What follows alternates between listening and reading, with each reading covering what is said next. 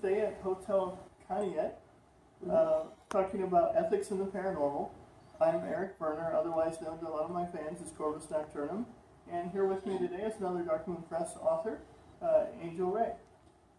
I'd like to talk about the ethics, the standards, and safety, and basically the common sense that we feel tends to be a little lacking sometimes in paranormal investigating. I'm sure we can all relate back to the early days of what probably prompted a lot of us older people when this all started out with the movie Ghostbusters. You know, the stereotypical theme song of who you gonna call.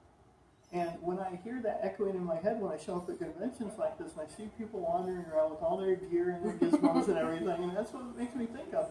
And it's like, you know what? They're not just gonna call Ghostbusters. There's literally tens of thousands of groups now out there doing this same thing. Mm-hmm. And it's like people are in search of the dollar and fame and the TV show and the spotlight and everything. And I personally feel that sometimes that the ego surpasses what the true heart of what this is really supposed to be about. Where what happened to doing it because of the passion behind the science of it? Or what about just helping people? Yeah, exactly. The helping of people. You know, and I think that's what's really missing is understanding that it's the interest of the clients more than anything. Yep, I agree. You know, and it's like people have to understand. Well, I come from a criminal justice background in my degree, and I'm not talking about Waverly Hills or, you know, Mansfield Prison or any of these that are just big names and they have tour guides and everything everybody knows about. I'm talking about like the little places that are off the beaten path. Yep. You know, you have people that go in there and they're not safety conscious. There's broken glass, there's rusted metal, there's asbestos. Nails sticking out. I mean, you've gone to so many places that I've never even heard of. And all these people that just blunder in there, and it's like, what about getting permissions from the owners or people that damage a property because they want to take a souvenir home? Right. You know, and I don't know, what are your experiences of some of the places you've been to, the things that, as a professional, you would get annoyed by that you've noticed that people do? People on the investigating, you mean the team? Probably just not showing respect. When you're with a team, you literally have to work as a team. You can't go off on your own. It's dangerous. And as far as evidence goes, if you're trying to collect evidence and you're on your own, me personally, if you bring it back to me, I'm not going to accept it because I wasn't with you. Nobody was with you. You have to work as a team when you're with others. Respect their boundaries, respect their space, definitely respect the spirits and the location. I think my biggest pet peeve with teams are people will go into a location and you know, they've done history on the place and they find out that there was a gentleman there that murdered somebody or was just not a nice person when they were living. I've seen investigators go into locations and disrespect them from the moment they walk in the door. And I always tell them, how would you feel if somebody were to walk in your house, you know, call you names, demand things from you in your house? Yeah. You're not going to put up with it. You know, it's alleged accusations to begin with. I mean, let's take Lizzie Borden, for example. Right. She was found innocent, even in a mock trial after trial, and it's like, there is a shadow of doubt. Some people think, oh, she got away with murder. But you go in there and you have an attitude, a chip on your shoulder, like she's guilty. Yeah, I mean, you go in there with a prejudice. You know, how would you feel if someone was accusing you when you were found acquitted? We have to stop and think, I believe. Right. And I know you and I have talked about this before, that whether you believe in them or not, let's just suspend all the skeptics and critics, and let's just say these aren't ghosts, but these are people still. I mean, people forget that the spirits that are out there, they were people. And we don't treat them that way. There's even TV stars, and I'm not going to name names, but we all know there's some people out there that have this big ego. They go in with a chip on their shoulder and threaten the ghost. They bully them. They ask them to perform like a dancing monkey. Yep. You know, and I think that's irreprehensible, you know, to act that way. It is. And, you know, going in there, and I think a lot of times people do that. I think there's this deep-seated fear almost, and I think it gives them almost a sense of control and a sense of empowerment because they're being tough and macho. And in reality, the spirits are probably laughing at them. Like, what is wrong with you? Yeah, it's not the first time they've heard this. Right. It's like, you got any better one-liners to throw at us? Yeah. Right, yep. Right. But, you know, just being disrespectful and yelling and demanding, like I said, it would be like if somebody came into your house, you know, spirits, they're dead, but they're people. They're still people. They're an energy source, but they still have feelings. They still have emotions. They have past memories, you know, intelligent spirits I'm speaking of. And, Right. you know, myself, I don't care, like you were talking about Lizzie Borden.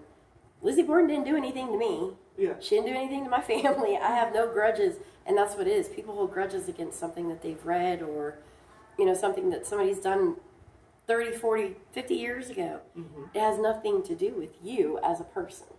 You know what I mean? So my opinion would be you go into a location, you don't hold judgment. You know, you're there to communicate, to help if, you know, at all possible, and to collect evidence. That's it. You're not there to judge anybody. Right, and this brings up something that we talked about yesterday with some of the other investigators here off camera. Yeah. That you honestly have people coming in with their own prejudices of their own religion, and they project what their personal faith is onto the spirits they're trying to exercise or whatever, what have you. And to me, I'm shocked when I hear this. It's like, how dare you presume that the person you're trying to communicate with is the same faith as you? Right. And you put that on them. And it's like, yes, we may live in a predominantly Christian country, but we're a melting pot. And the immigrants that came over here and died, maybe they were a totally different faith, and how dare we presume to, you know, try to force them to cross over or go to your idea of a heaven versus theirs. And, Right. you know, that's no different than what we did for the living with the Native Americans trying to force, you know, one religion to replace the old ways. Right. You know, to me, I see investigators doing that. Even, you know, as I'm wandering around different places in the last year. Yeah. Yeah, I see it a lot with the TV shows. You can definitely tell who the Christians are, and just by, you know, there's a lot of shows that everything's a demon, or everything's satanic, exist, or, so you know, you walk in, you know, they find pentacles. Well, witches, Wiccans, pagans, we worship nature. You know, that's a part of us. That's our church. I've seen TV show people walk into the woods and see something like that, and it just might be a couple candles in a circle. It's a protection circle. It's not where they're performing sacrifices and killing babies and animals. It's they're worshiping nature. Yeah, I was contacted when I was consulting for Paranormal State, and one of the guys got a hold of me in an email, and they said, we saw this and this, what does it mean? It's kind of like a pentacle, but it's not. And I'm like, well, and I looked at the photo they supplied, and I said, well, that's a Masonic symbol, and my grandfather and his father were Masons, and, you know, I was able to impart what this means, and it's like, I respect the shows out there that do their homework and bring in people of all different faiths, because that shows they care about the mission they're trying to, you know, do. And I think that's one of the strongest part of ethics is not tainting, corrupting, or forcing you know, the spirits to behave or do anything that's contrary to what their living situation would have been. Right. It's like, you know, you'll have people go on a location and the word Satan or devil will come up. It's pretty, you know, that's one of the words that or one of the archetypes that are used to scare people. So if you're in a location and if that spirit knows that you're a Christian or that you believe in the devil or whatever, if you're using something like an ovulus and that word comes up, it's coming up. It's not because the devil's there. You know, like the devil's not going to be in a 3-year-old's bedrooms hiding in a closet. You know what I'm saying? Like, Yeah. they're doing it to either catch your attention or maybe even scare you because they don't want you in their home. You know. But if you're a Christian and you see that word come up, your first reaction is, "Wow!" You know, you're going to be you're going to be fearful. You're going to worry that the devil's there, and like again, I really don't think the devil's going to be hanging out in a bedroom. He's got other things to do. Right? Yeah, you know. So, yeah, that really bothers me when people take in their personal beliefs. And, you know, we had an incident the other night. You were with us when you were doing the investigation. Yeah. I'm not Christian by any means. Yeah, this other person was adamant that, there were demons there. And I'm like, well, I know somebody who actually left his own TV show because the producers wanted him to say everything this season is demonic because it gets more ratings. And you know, I'm not bashing any particular network, so I'm not even going to mention the show or who it was.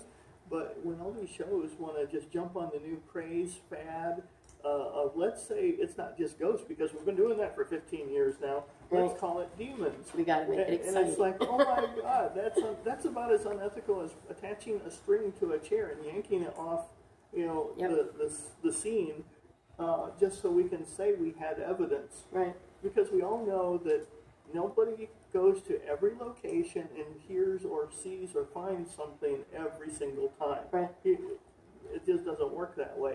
So for all these shows that they always have to have something happen, well, yeah, that's how they get ratings. Right. And well, maybe that's me projecting my own cynicism here. Mm-hmm. But I think that's unethical of the producers and even the stars of these shows that hop on the bandwagon. It is. They're faced with a moral decision, I feel, and you know, I don't know too many people that would walk away from a huge paycheck if they're being asked to, you know, call demon, or you know what I mean.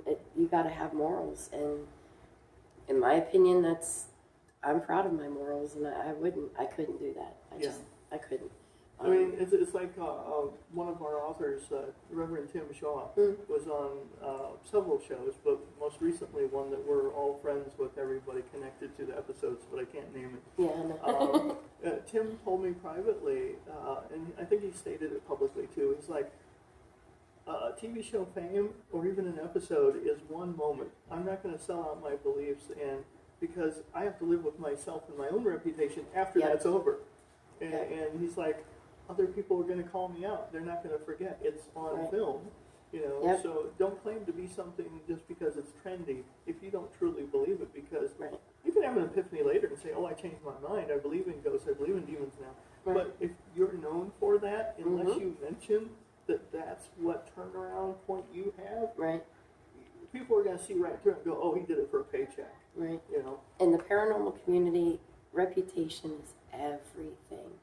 Truly is. Because the minute you are tagged as somebody that fakes evidence, you know, embellishes, it stays with you. You're done. You cannot, you know, you just can't.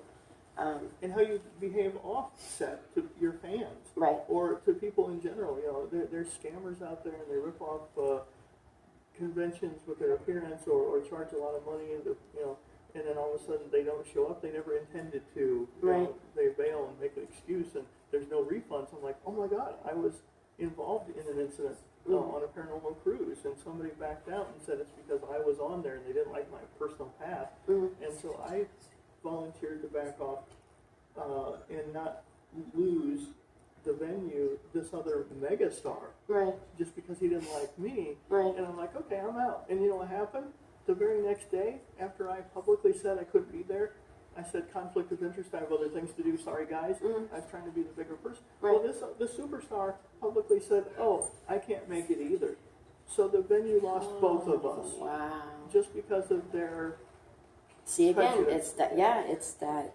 Those beliefs, man. You gotta be open-minded, because you're gonna come across so many different people, and you know you have to stay open-minded. You have to be accepting of other people's beliefs. Yeah, I've been on multiple multi-faith panels at conventions, even one, you know, shockingly on demonology, and you know they went down the row of all these stars or major authors, And then they had me at the end, and I said, I'm the odd man out. I don't believe demons exist. And I said, I think we honestly give our clients, the living and the dead, a disservice by walking in the house and assuming it's something. What if it's somebody who just needs medication and we're denying them the help they truly need? Right. Just because we want our little ego boost. And then what happens when that person maybe murders somebody in the family? Aren't we guilty Right. for having not taken proper steps ahead of time? Right. You know? Yeah. It's like when people get scratched, you know, I don't believe it's always malicious. I think sometimes, you know, it's their way of getting our attention because we don't always hear them, we don't always see them, we don't always smell them. They get desperate. Mm-hmm. And if they have a message that they need to be, you know, needs to be said, they're going to do whatever they can to get your attention. And who says it's not just a miscalculation because they don't have a corporeal being? I mean, if you're talking to somebody in the dark and you're trying to be quiet, you reach out to them. Right. You may scratch them Right. accidentally. Right. Just to get their attention. It's like, oh, my bad. Yeah. But at the same time, it's like people go like, oh my God, it attacked me. But that's and you're that's like, that's TV not shows. what it's trying to do. It's the yeah. TV shows because every time somebody gets scratched, it's a demon. Yeah. Oh no! You know, I'm like, we were talking no. earlier about nails sticking out. Well, who's to say they didn't just brush up against something and they didn't notice it right away? Right. Because when you go in that place, you have the adrenaline going, and you maybe bump into something because you're not paying attention. You don't notice the pain until later. Right. So you're just going to project and say a ghost attacked me. Right. You know. Yeah. That's situational awareness, and Yeah. It's the same thing with like growling and grunting. Not everybody is able to speak clearly when they're living. mm-hmm. You know, and people think that once you die, and this is just my opinion, when somebody passes over, I don't think that they're just miraculously healed of everything that they suffered when they were alive.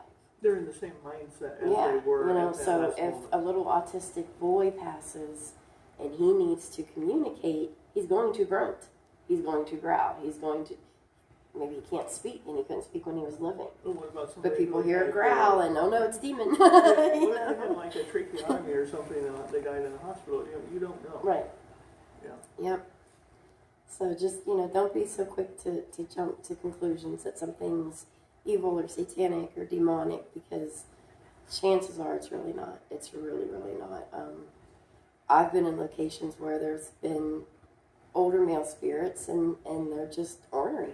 They don't want you there. Yeah. And they're going to tell you, you know, they'll growl at you or It's the they'll... whole get off my lawn. Yeah, you know, I mean, they're no different. The dead is no different than us. They have their wants and they want to be able to communicate. They want to be acknowledged. They want to be accepted, you know. And I feel as an investigator, it's my job to, you know, let them know that I'm here to help you. I'm not here to collect evidence so I can be popular and famous and say, oh, look what I caught. Because what are the odds You know? of you being on a show and it getting picked up seriously? Right. Out of all the people that want to throw their name in the hat, if you're into this because you have a passion for it, Yep. you're in service of science to understand for yourself, for the living who hire you that need help because they're mourning, they want answers, and you're doing it for those that passed if you can get some sort of answer to help Right. them too. Right. Yep, I agree. Totally agree. But respect, that's the main thing for me is respect. Respect the spirits, respect the location, you know, respect the people that own the location that you're visiting, you know, respect the people that you're working with. It's, you know, and discrediting, I think, is one of the biggest things that I have issues with is, you know, somebody will bring something to somebody else and, you know, that person's, you know, no, that's not what that is. Let that person believe what they want to believe. You know, as long as you're not presenting it as evidence to a show or, in my case, a book or something, you know, if somebody brings something to me and I don't think it's what they think it is, I'm not going to sit there and say, no, you're wrong. That's not what that is. And you're just It's not my place. expressing your opinion anyway. Rude. It's just rude. Don't discredit other people's evidence. Worry about your own. Right. That's what I tell people. Worry about your own evidence. But if you're going to bring me something personally, you better have somebody with you. You better have, you know, factual evidence, something in a picture or EVP recording, or, you know, I can't just take somebody's word that, you know, well, this happened up on this floor. Okay, that's awesome. I'm glad you had that experience, but I can't write about it because I wasn't with you. You don't have any other evidence, you know, I can't. You can Personal say, well, this is what experiences I are hard to heard. write about. You, as an ethical person, if you hear that and you talk about it and you write about it, Mm-hmm. you're going to follow that up with your own investigation afterwards Right. and say, but this is what happened to me, and I didn't see anything, but it doesn't mean that they were lying. Right. It just, that's the way it is. Right. And I try and instead of telling them, no, that's not what it is, you know, I'll kind of ease them into debunking, you know, what could it have been instead of this, you know, and instead of, you know, telling them that's not what it is, try and help them learn how to debunk and, you know, figure out what sounds are what. And, you know, like we were teaching, I think it was you and Star the other night, not whispering. Uh-huh. People think if you're investigating that you have to whisper.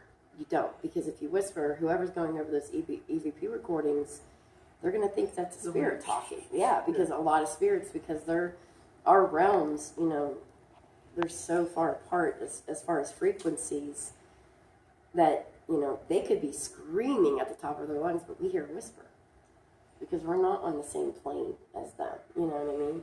So we tell people don't whisper because, you know, we need to know if it's a spirit or somebody talking. Mm-hmm. You know, so always talking in a normal voice and. Because they can figure out, oh, this person said that. Right. Right. Yeah. Yes, sir. Well, thank you for joining us, everybody. At the bottom, please leave comments, questions. Angel and I would be more than happy to respond. And, you know, we can have a discussion that we couldn't do because of the internet connection. We couldn't do it as a live. But we definitely want to hear back from you guys what you thought about this. If there's other events coming up next year you want to book us for, go ahead and reach out to either of us, and we'd love to do this as a live demonstration in front of an audience. I've greatly enjoyed my time here at the hotel. All the wonderful people, our hosts, the fellow investigators, and the fans that came to see us. Yeah, it's an amazing place. Amazing.